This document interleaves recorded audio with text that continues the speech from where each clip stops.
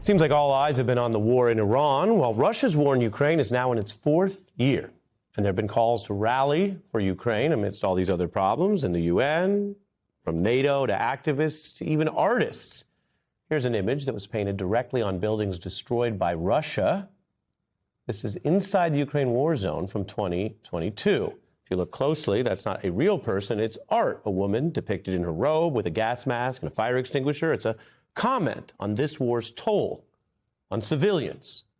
Many Ukrainians have been busy trying to survive, not just do street art on the side. This piece drew intrigue because it was done in stealth by a visitor in support. The artist named Banksy, an activist, graffiti kind of auteur who's tried to be anonymous his whole career. Some dubbed him the most famous anonymous person alive. In the art world, he's beloved for these graffiti-style murals that you can see on streets in Ukraine, on government buildings in Europe, in war zones, as mentioned. His Girl with Balloon became a beloved symbol there. You can see it, simple, haunting. This is from England. One poll found it was the top favorite British artwork in that country, beating out older, more famous works, of course. It's a simple image from an anonymous artist that can mean so much, depending on what you see in this image. Then it became pricey high art, and then a kind of spectacle when this happened at a famous auction.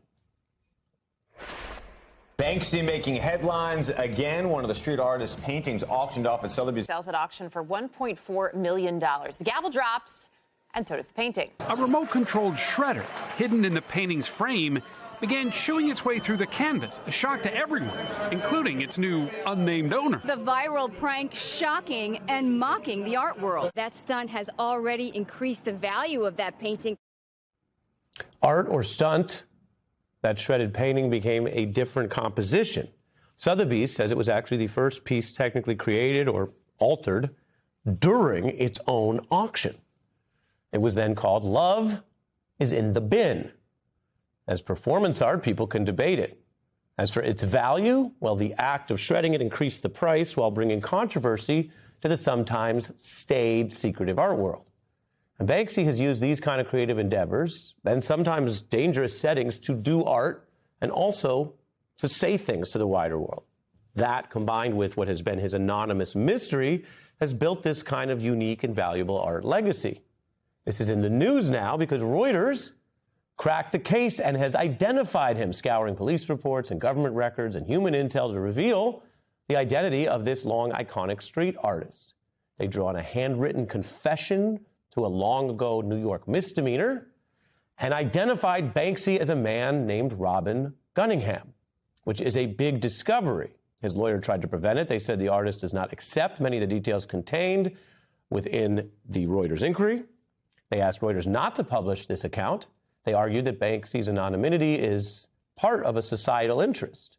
Reuters says they took that into consideration, but this artist wields political and economic influence and that reporters can report, especially on the rich and famous, even if they are, until now, anonymous.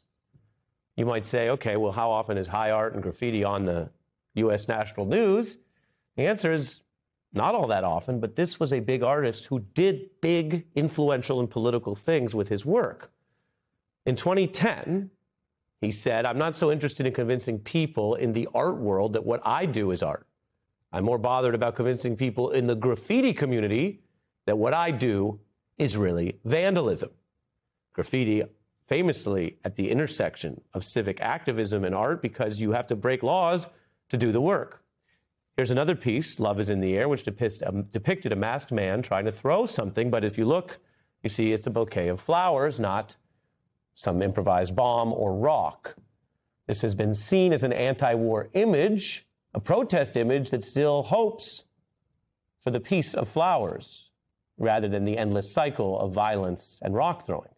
Kissing Coopers shows two police officers kissing. They appear to be of the same gender, which, depending on the time and place that you see that, including some places still today, that itself is controversial, or solidarity with allowing people to love. Interesting that the graffiti artist who has opposed policing in some ways here seems to be depicting them as also capable of and having the right to have their own relationship, their own kiss, while also playing with themes of authority. Banksy has repeatedly been interested in the toll of wars on regular people. I showed you that one from Ukraine. This is a refugee piece, The Migrant Child, which shows what was a shipwrecked child holding a pink smoke bomb, wearing a life jacket. You think about the way immigration and the humans caught up in it and the children still reverberates in our country today. This is his way of speaking to those issues around the world. Here's another one, sweeping it under the carpet, that challenged world leaders for ignoring so many important global crises, a kind of a trompe l'oeil, which I'm sure I'm butchering as a French phrase, but a way of playing with the real world street and the art therein. His art also has challenged institutions, justice systems. This famous piece, you can see, shows a jurist or a judge with the gavel, but it seems to be used for a type of violence or oppression. He sold welcome mats created by women in Greek refugee camps, using the proceeds to help other refugees around the world. Banksy's art and the way he's made in-kind donations have benefited to the tune of millions of dollars for nurses and doctors in the UK, something he did during the pandemic that Reuters also mentions in that article.